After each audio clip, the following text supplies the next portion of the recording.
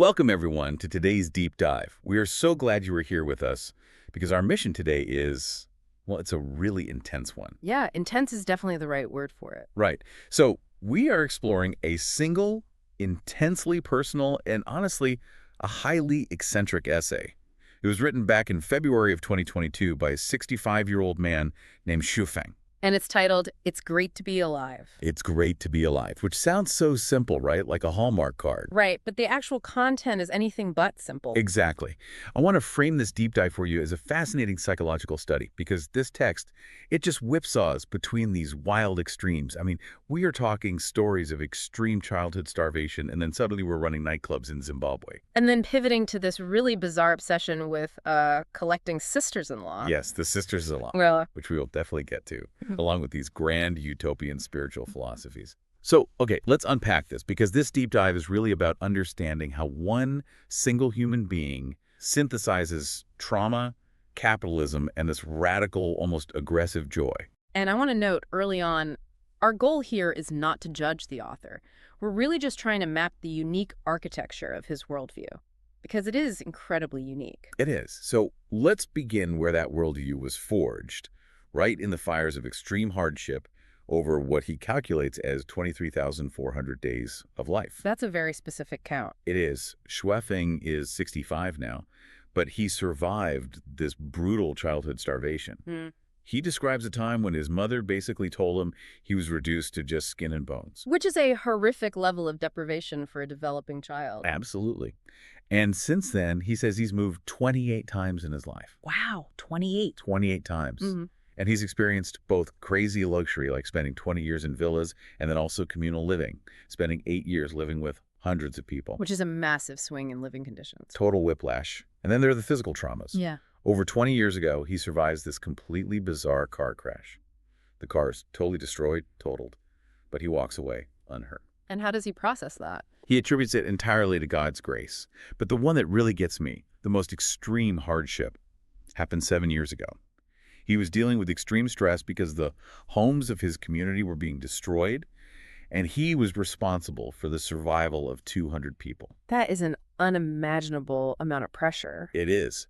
And the stress was so severe, he literally went blind in one eye. Just from the stress. Just from the stress. But what's fascinating here is how he reacts to it. He utilizes this radical reframing. Right, because most people would be devastated. Devastated. But he doesn't dwell on losing the eye at all. He actually rejoices that God left him the other eye so he can still, admire women and see the world at a glance. That is incredible. What's fascinating here is how he views his mere survival as this almost mathematical proof of being he calls it a beloved child of the greatest creator. Yes, the greatest creator. When a child experiences that level of starvation, their brain's threat detection baseline is permanently altered. So for Yufeng, every subsequent disaster is just processed as an adventure. I hear that, but I have to push back a little. It's like looking at a shattered windshield, right? And instead of seeing a disaster, you just choose to see a beautiful stained glass mosaic. That's a great way to put it. So I have to ask you, is this genuine transcendent gratitude? Or is this actually an extreme psychological defense mechanism built just to handle severe trauma? Well, functionally, it might be both. When you are tasked with the survival of 200 people, admitting despair might just be lethal. You either let the hopelessness crush you, or you build an impenetrable psychological fortress. A fortress. I like that. Yeah, and Xuefeng built the fortress. Which takes us right into how that intense will to survive translates into an almost frantic, superhuman work ethic. Because eventually, he moves to Africa. Right, his time in Harare, Zimbabwe. Yes, and the sheer volume of his work there is insane. He's simultaneously running 2 stores, a nightclub, a bar, and a fast food restaurant. All at the same time. All at once. And prior to that, for a year and a half, he was this jack-of-all-trades translator. He says he had no holidays, ever. The physical toll of that must have been massive. Oh, was. He was doing middle-of-the-night emergency supply runs, driving these massive trucks. There's this one really vivid anecdote he shares that I think perfectly captures this era. Oh, about the riverbed. Yeah. He has a terrible cold, he's driving, and he gets intensely thirsty. But there's no water anywhere. So he takes a shovel, walks into a completely dried up riverbed, and just starts digging. Just hoping for the best. Exactly. And less than a meter down, he finds this incredibly sweet water. And for him, this wasn't just, a lucky break. It was absolute proof of the magic of life. It's that radical reframing again. He extracts this profound existential meaning from just finding water. But here's where it gets really interesting. Because finding water is one thing, but how he claims to cure his physical exhaustion from running 5 businesses is on another level. A money counting. The money counting. He makes this highly eccentric claim that physically counting his money every single night literally cured his fatigue. Not just mentally, but physically. Physically. He says that daily money counting prevents colds, prevents prostate problems, and cures back pain. Which sounds completely absurd on the surface. Right. He even notes he was never sick during his busiest years. So, let's be real here. Is he being literal, or is this a metaphor for how the massive dopamine hit of entrepreneurial success acts as a painkiller? Well, I mean, it is a dopamine hit. We use tangible, immediate rewards, like money or a beautiful sight, to sustain the human body through grueling 24/7 labor. So it's masking the exhaustion. Exactly. The brain's reward center is flooded, which can actually suppress physical pain signals temporarily. That makes sense. It's essentially the cure of capitalism for his weary body. Right. But obviously money isn't his only immediate reward. No, it is not. And speaking of immediate rewards that keep him going, we have to transition to his primary stated motivation throughout the entire text. His obsession with women. Yes, which takes a highly controversial and very eccentric form. Xuefeng openly boasts about winning the hearts of over 100 pure and lovely young women. And he calls them his little sisters-in-law? His little sisters-in-law. Well, he even humorously compares himself to President Trump, claiming that Trump doesn't have nearly as many as he does. which is a very strange flex to include in a philosophical essay. Very strange. But he doesn't want to stop at 100. His grand ambition, and he states this plainly, is to reach 30,000 young women as his sisters-in-law. 30,000. Yes. But you caught a really fascinating linguistic detail in the original text about this, right? I did, yeah.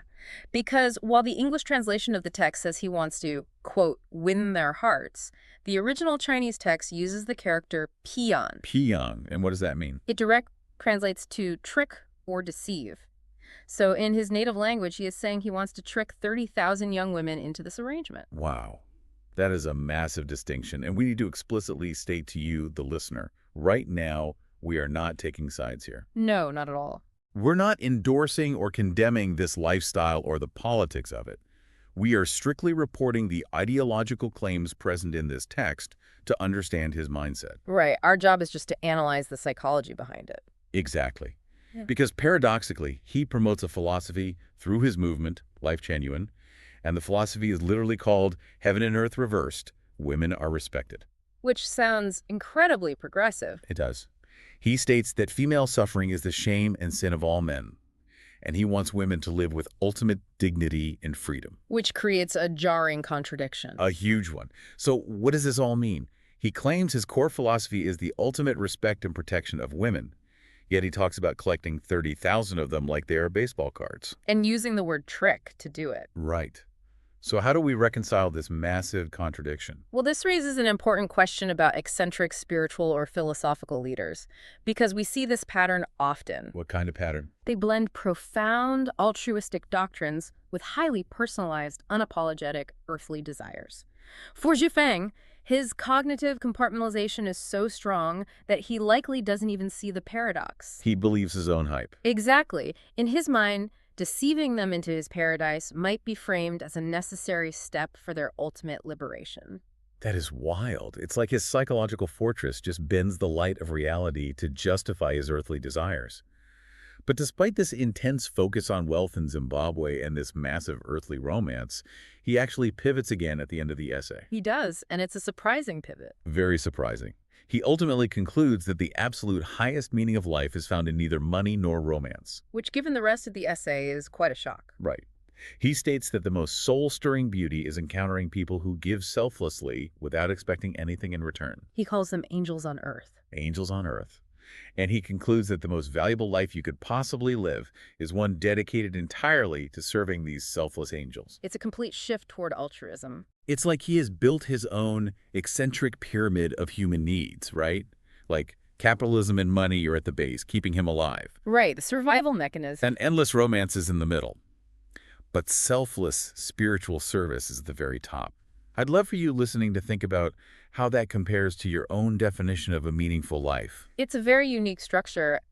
If we connect this to the bigger picture, Xuefeng has basically synthesized earthly hedonism and spiritual devotion into this unified theory of joy. A unified theory of joy that perfectly suits his own psychology. Exactly. It's custom built for him. And he doesn't see this ending with his earthly life either. He has this joyful anticipation of the next life. Oh, his afterlife destinations are incredibly detailed. Yes, he specifically references these realms. He talks about graduating to the 1,000-year world. And then the 10,000-year world. Right, and eventually the Celestial Islands continent. It's fascinating because when you have spent 23,000 days reframing trauma into joy, a finite ending just doesn't work. The narrative momentum requires an eternal canvas. That makes total sense. He needs a 10,000-year world just to contain the sheer force of his own optimism. Precisely. Well, this has been an incredible journey to recap today.